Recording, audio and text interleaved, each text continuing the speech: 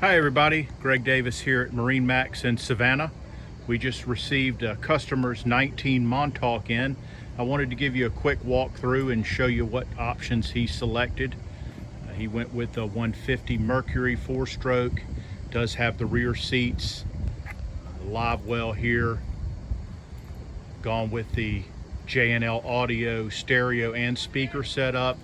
He had the powder coated T-top with the blue canvas, rocket launchers up top, the fishing package, which will include the tackle box, backrest, the cooler seat. And you can see on this model, the front hatch is your anchor locker, the back long hatch is a fish box cooler that's insulated and drains overboard. He went with the split bow rails, which are nice for retrieving the anchor. You can see the detail here of the running light,